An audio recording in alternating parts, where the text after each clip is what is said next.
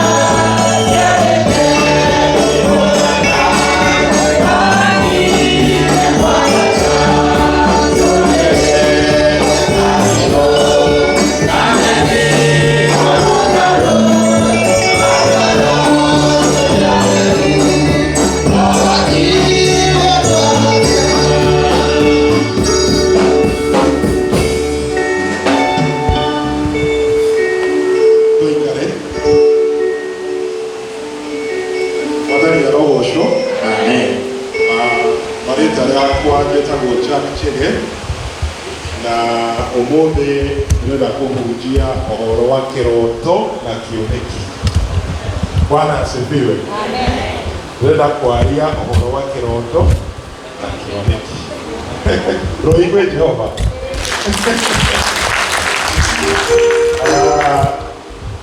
Thank you very much, Pastor Njoroge, for this invitation. Just give me a small volume so that I don't strain. Thank you. That's a good one. Wangapi wananikumbuka? That's good. We did a lot of work. Tulifanya kazi sana hapa. Mayouth walibarikiwa huko chini almost 3 years. And I believe mahali popote wako na neno, wako na kinga. Bwana asifiwe. Mahali wako na the word. So that's the most important thing. So we have been talking with Reverend Njoroge. He has been calling me, and I told the Reverend, St. Stephen is still my church. I have not changed any church since I left here. It's only that I was busy doing the work of God somewhere else, Texas, Tennessee. But wherever I went, I used to tell them, my home is St. Stephen. So I am back home, and I believe God is going to do great things even in the English service that we are going to start. And let's make sure that this time around, the English service peaks and it goes far. The other time we were about almost 60, almost 50. And I don't know what really happened somewhere, but I believe God is still in control. So Reverend Njoroge, thank you for giving me this opportunity to come and minister the word of God. Today is a Youth Sunday, and I believe God is going to speak to us. I want to speak from the verses that we have read, and I want to just say something from the book of Jeremiah chapter 29 and verse 11. The Bible says in the book of Jeremiah 29 and verse 11, "For I know the plans that I have for you, that says the Lord, plans to prosper you, plans to give you future and hope." Now, these were the words that God was speaking to prophet Jeremiah. And we all know that Jeremiah was called when he was a youth. Personally, I got saved when I was 11 years old. Me, I got saved in an ambulance because people had lost hope in me. And actually, I didn't know that I could see another day.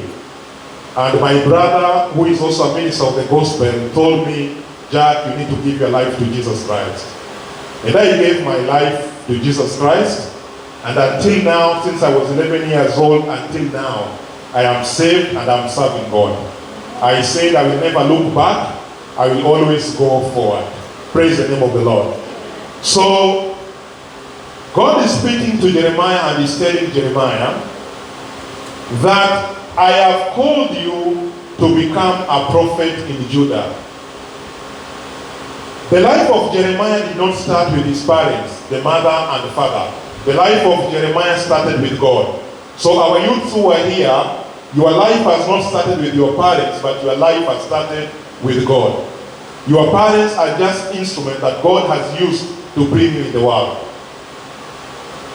Jeremiah had a background. His father was a priest. So we can say that his father was like a pastor.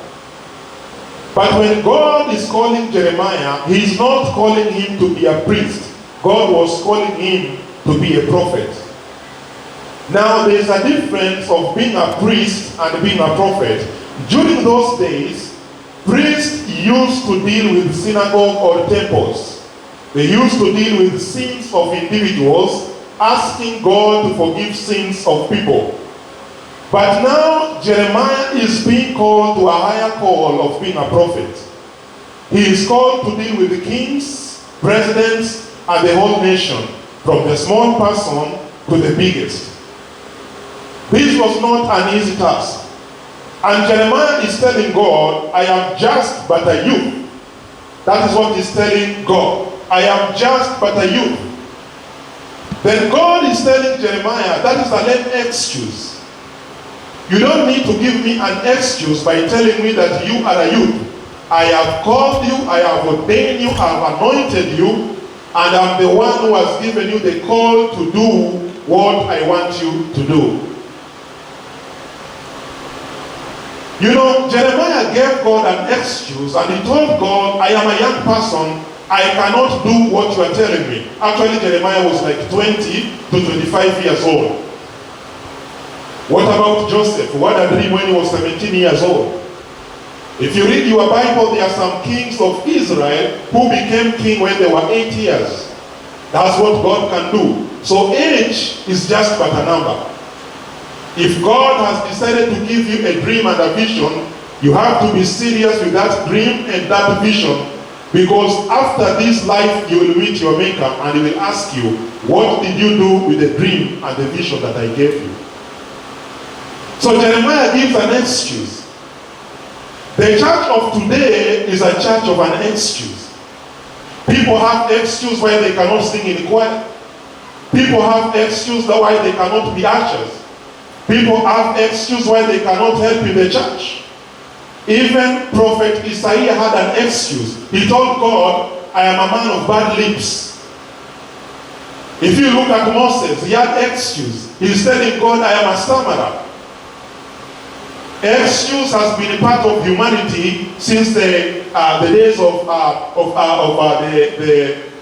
the days of Adam and Eve. If you remember when God came and asked Adam, why did you eat the fruit? Adam gave an excuse and he said it is the woman. And the woman was asked, what did you do? The woman also gave an excuse and said what? It is what? It is the serpent. So excuse has been a part of our life. Today I want to tell the youth who are here, you have no excuse of not following the dream and the vision that God has given you. You have no excuse. You cannot say that I cannot speak. You cannot say that I'm not educated. God calls those who are not qualified, then he qualifies those whom he has called. He will call you with your weaknesses. He knows your weaknesses. He knows you can't speak well. He knows you can't sing well. He knows you can't preach well.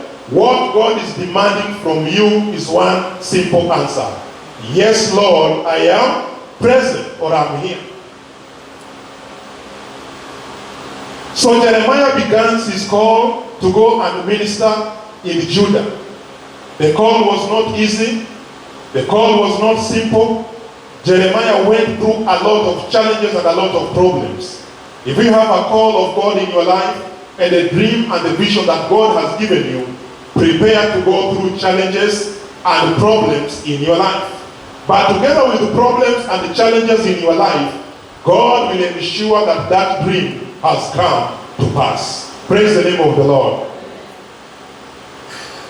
I'm not only addressing the youth, I'm also addressing even parents. What is the dream that God gave you when you used to be in Kenya? You came to America and you forgot the vision. You came to America and you forgot the dream. What is that dream that God gave you? Do not say, I am 50 years, I'm 40 years, I'm 60, I cannot do it. Remember Moses, God began with him when he was almost 80 years. He started when he was young, he made a lot of mistakes, he made a lot of blunders, but by when he was 80, when he was mature enough, then God began with him. Age is nothing. If you have a dream and a vision, it is never too late. Tell your neighbor it is never too late. Hallelujah, church. It is never too late. It is never too late to go with the vision that God has given you. It is never too late to go with the dream that God has given you. You know, your vision can be small, but it is not small in the eyes of God. There is a Sunday, almost 3 Sundays ago, I was called to go and preach in another church. And I was a guest speaker. So when I was preaching, the pastor said in Kikuyu, because I was here, the pastor said, Omode Tokoi Mashai, Todo, I don't know, she was called Jerry, and I don't know what point, she was not there, so there was no tea. And there's a woman who had brought chapati. You know, we ate chapati without tea, because the woman who is supposed to cook tea was absent. One has to feel. I'm just giving an example. God can give you a small thing like maybe cooking tea in the church. That is your dream. You want to cook tea for people. You want to cook chapati for people. Without doing it, you don't feel good. Until you see people drink tea in the church, you feel good. But that vision and that dream will one day save you when you will meet your maker. That small thing might one day save you. Some have dreams to come and sweep the church. Some have dreams of coming to sing in the choir. Some have dreams to come and work with the youth. That is their call. That is their ministry. It is time to be serious with the call that God has given you. I want to look at the life of this man who was called Moses, because they talk about one Moses. Now, Moses is just about to be born. There is one thing that the church normally forgets. The church, we are the church. Jeremiah 29 verse 11 has become like a national anthem. For I know the plans that I have for you, that says the Lord, plans to prosper me, plans to give me. Everybody's rehearsing. Jeremiah 29 verse 11. Ever since I was young, for I know the plans that I have for you. It is good, for I know the plans. But one thing that the church forgets is that even Satan has a plan. Hello? Even Satan has a plan. It is not only God who has a plan. Every time God has had a plan in the life of humanity, Satan has also schemed to counteract the plan of God. Our youth who are here, Satan also has a plan. And if you want to think it is not true, look what happened in the Garden of Eden. He came when Adam was not there. That was a plan. Now Moses was just about to be born. What did Pharaoh say? Pharaoh comes and tells the Hebrew midwives, if he is a boy, make sure that you kill that boy. Make sure that you kill them. That is Pharaoh. The Hebrews ladies said no to Pharaoh. They told Pharaoh, we cannot do your request. Because when Hebrew women are giving birth, they are different compared with Egyptian women. The child is supposed to be different from the world. They said no. The Bible says they said no because they feared God. The fear of God is the beginning of what? Of wisdom. They say we cannot kill. Then Pharaoh became mad and he had another secret weapon that he had kept aside. The devil has got so many secret weapons to counteract the plan of God that he has for us. Pharaoh had another secret weapon. That is River Nile. When you see the Israelites were continuing to multiply, because the devil doesn't want the church to multiply. He doesn't want St. Stephen to multiply. Wherever he sees the church multiplying, the youth multiplying, people multiplying, getting saved, he will always come with a plan to bring chaos in the church. He will always come with a plan. Wherever he sees the church multiply, that's why I say we must be careful with Satan. Satan is not our brother. Satan is not our cousin. Satan is a killer. He is a murderer. He is in a serious business. Hello? Bwana asifiwe. I know this is a hard gospel. Sometimes it is hard to get amen in hard gospel. But hard gospel will also help us. We are talking about raising our youth to be the men and women that God wants them to be. Satan has got so many secret weapons against the church. So his secret weapon was River Nile. You know, River Nile was supposed to be a source of life. It was supposed to be a source of water and life, River Nile. But he turned it to be an instrument of murder and killing. He changed it to be an instrument of murder. The church is the modern River Nile. The church. If you allow Satan to use you to turn the church to be an instrument of killing and murdering gifts, talent, fighting each other, then we are going to lose the vision and the dream that God has given us. We come here to drink the word of the Lord. We come here to drink the water. After we drink the water, we get strengthened, we get power. Then we go outside to do our works, to do the work of God, to evangelize, to do ministry, and to do everything. Then another day, we come here in the Bible study. We come here on Sundays to drink what? To drink the water. This is our River Nile. But if we are not careful, Satan can turn the River Nile to be a place of fight, to be a place of murder, and to be a place of killing each other. So when we are fighting each other, we are killing talents, we are killing dreams, we are killing the vision that God has given this youth. And we are going to answer before God. Because at the end of the day, everybody will have to meet his maker. The Bible says in the book of Hebrews, after death, it is judgment. It is as serious as that. Hey,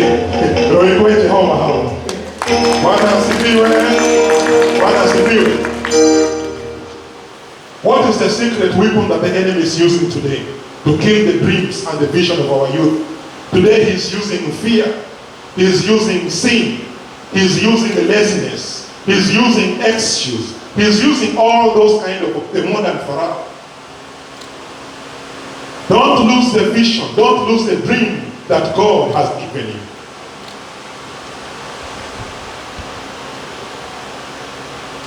Women play a very big role in nurturing the talents and the gifts and the dreams that God has given children. I'm speaking about women.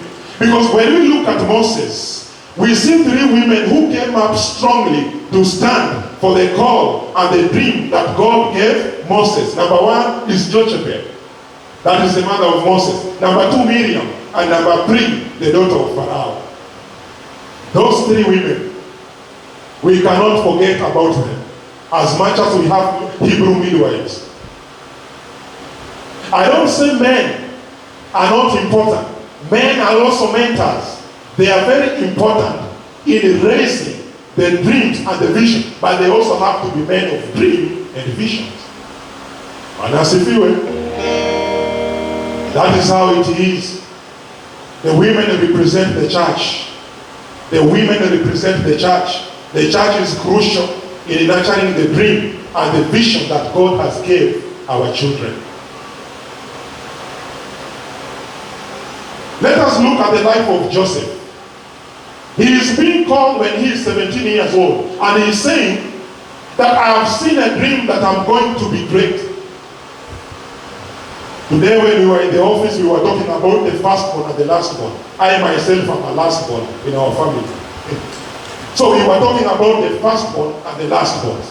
Joseph was the lastborn. Now according to the Israelites, it is against the culture for the lastborn to come and overtake the firstborn. So when he said that he has a dream to be great, his brothers didn't take it kindly. They didn't take it kindly. From that day, the Bible says that they hated him. They became haters. If you have dream, if you have vision, do not expect everybody to like you. Do not expect everybody to love you. You will start attracting haters in equal measure. Bwana asifiwe. Hello? If your dream does not attract enemies, then you better think about that dream. Days are gone where you dream ati ulikuwa unafukuzwa na paka. Days are gone where you dream ati sio umeka. You need to dream a dream that is going to shake the nation. What is wrong when you dream that you are going to be president of America? What is wrong with that? If it is God who has given you the dream, it will come to pass. Hello? Bwana asifiwe. So he had a dream. So he developed what we call haters. Let me tell you something about haters. Haters are people who want to become number one, yet they don't want to work to become number one. Those are haters. Hello? They want to be pastors, but they don't want to go through the process of becoming what? But they want to fight a pastor. Hello? They're going to fight a pastor.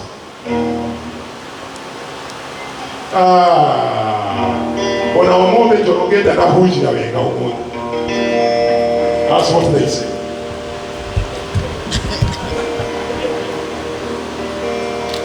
Neweli kwa ohoro wa simu. Na pengine hiyo simu anapiga Seattle from law. Omome na huji na wenga.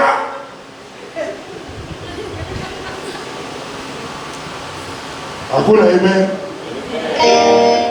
Amen imepotea. Pastor ungeniita sasa ungeharibu mambo. Sema Homera usura na shoki huko. Haters will want to become number one when they don't work to work hard to become number what? One. Evangelist. When I came to America, you welcome to me. You are the first person who welcomed me. And you told me, go, Ikuega. Yes, sir.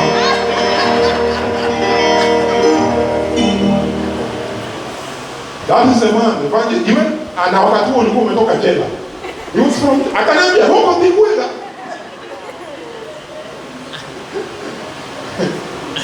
Okoro America, Ikuega, ali. Kaini yako kone dreams na vision, and our dreams and vision is going to make America to be better.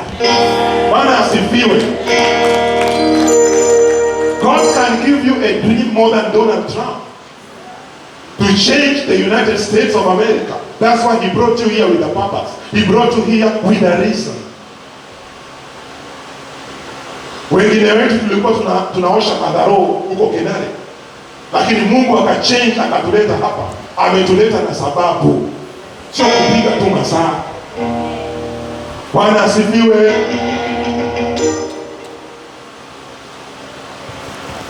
So they hated him. Actually they changed his name from Joseph to a dreamer. If you have a vision and a dream, people will change your name. They will change your name. They will call you names that are scary. They will call you names that are dangerous. They will call you names that are not good. When people call you names, know that you are heading somewhere. Know that you are heading somewhere.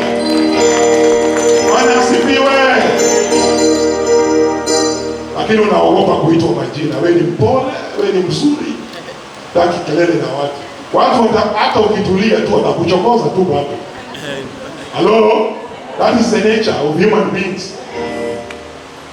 Wewe uonaje hata swala akiwa ametulia kwa msitu, ametulia tu, simba muonei huruma kwa sababu ni mpole?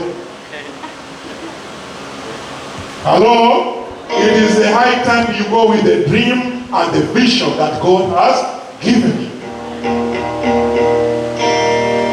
Let me speak quickly about the 5 P's in the life of Joseph. Now, this is Joseph. They have hated him. They want to assassinate, to kill that dream, to kill that vision. Remember Herod, when he heard that Jesus was being born, what did Herod say? Kill every male, kill, slaughter. In Bethlehem, almost 14,000 children were killed. That is Satan. Hello? Bwana asifiwe. Dreams and vision. So they took Joseph and they threw him to pit number 1. That is Joseph in what? In the pit. Hello? Bible study student. That is Joseph in what? In the pit. That is pit number 1. Okay, God saved him from the pit. There are so many people who are in the pit. The pit of corruption. The pit of adultery. The pit of, we need to go and take them out of the pit and bring them in the church. We are only going to do that through the dream and the vision that God has given us. As an individual and as instilled in church in the Lord. Hello? P number 2. Joseph in Potiphar's who? Potiphar's house. We all know what happened in the house of Potiphar. I don't want to speak more about it. That is P number 2. P number 3. Joseph in the prison. Your dream and your vision can sometimes take you to prison. When my brother was going to prison, who knew that he was going to be an evangelist? When he said he was going to prison, who knew that he was going to be an evangelist? Hello? God sometimes can take you to prison with a purpose. To train you, to show you what goes on. You know, he will just do things that you don't understand. So we see Joseph going through the 3rd P in prison. Then he gets out. Then we have the 4th P in his life. Joseph in the palace. Your dream and vision will take you to your palace. The Bible says that a man's gift will make him sit with the kings. You cannot just go and sit with Donald Trump anyhow. You cannot just go and sit with Uhuru Kenyatta anyhow. Hello? But if you have a dream, if you have a gift and a vision, you can sit with Uhuru Kenyatta. You can sit with Donald Trump. Hello? The song that we just sang here is about that lady. What's the name of that lady who sang the song? The song Yubu Masimasika. Do you know last year she was with Donald Trump? She was called in the United States, I don't know, ceremony. She was from Kenya. That's how far your dream and vision can take you. In the palace, that is P number 4. And P number 5, Joseph as prime minister. Number 5 is a number of goodness and grace. May the goodness and the grace of the Lord follow you with your dreams and vision wherever you go. One has to be the May it follow you wherever you go. May it follow you wherever you go. When you are driving your car, do not fear that the police will pull you over. When you see the police, see goodness and mercy of the Lord following you. One has to be aware. That dream will protect you. The dream and the vision you have, it does not matter the kind of weapon that Pharaoh will bring. God will not allow you to die before your time. He will not allow you. One has to be aware. If he has given you a dream and a vision, you must accomplish the assignment before you leave this world. One has to be aware. Hallelujah, church. Our youth. If you want to sing, produce that song now. If you want to be a minister, start now. If you want to start children's home, start now, according to the vision and the dream that God has given you. I want to finish by speaking about 2 types of dream killers. I spoke that in Brother John Kashoki's house when your son was graduating. 2 types of dream killers. Number 1, wauaji wa ndoto. Number 1, we call them intentional dream killers. Intentional. Yani intentional ni watu ambao wanasema wana face Mount Kenya. Hata kama ni viatu watatoa. Wanasema magai ohorosi wa susani dago bikorai. Those are intentional dream killers. Ona kairetu gateke yuvi dago bikorai. Ona kana lake kara inakwaya dago kushia. They are intentional. They don't mean good in your life. They are there.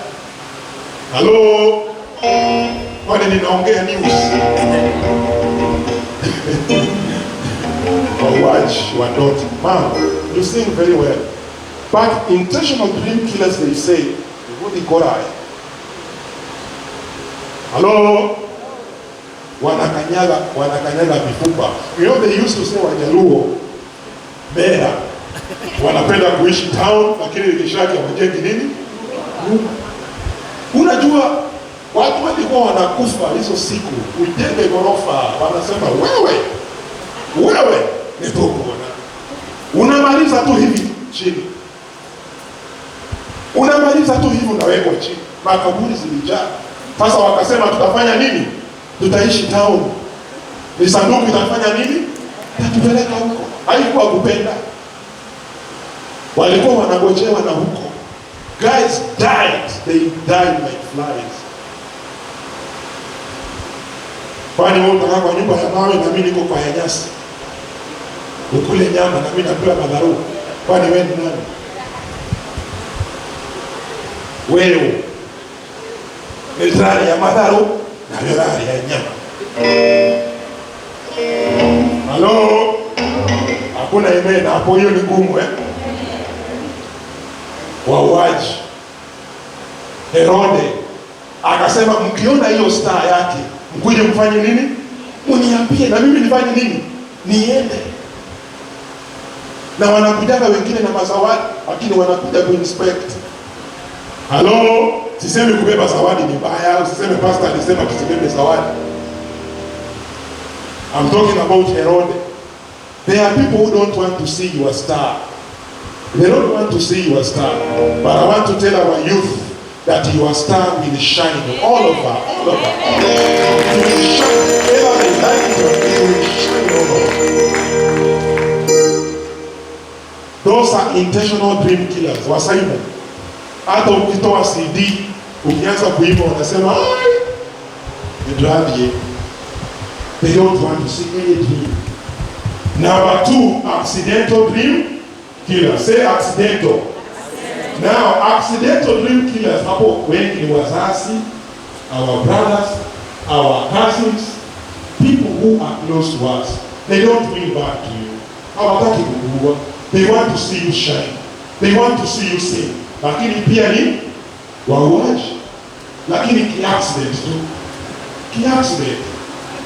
The other day, I saw my wife akibeba mtoto wangu akamwambia, you will be president. Nikamwambia, wewe ulikuwa na Mungu wapi akakwambia huyu atakuwa president?